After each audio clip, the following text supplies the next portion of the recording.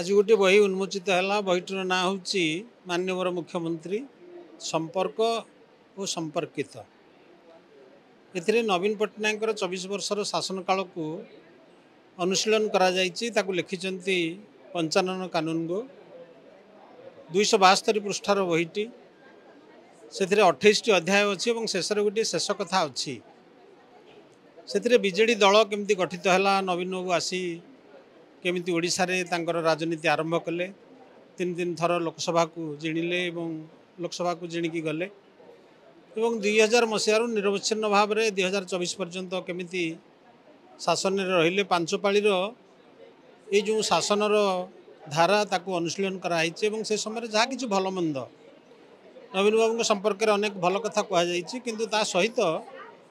ओडिशार कौन कौन असुविधा बा क्षति होती से समय हो पारि था हो पारि नाही से कथा से अनुशीलन कर शेष में गोटे बड़ चैप्टर अच्छी पाखापाखि 39-40 पृष्ठार जो निजे 55 कानून को ओडिशार कृषि जलसेचन उपरे निजर अनुशीलन रखिंट दुख कर अनेक कथा हो पारि था हो पारि नाही तेणु बहीटी निश्चित भाव में जो मैंने आम युव संप्रदाय से जाना उचित कारण 24 वर्षर शासन गोटे दीर्घ शासन ओडिशा भली गोटे राज्य रे जो जल अधिक खनिज पदार्थ अधिक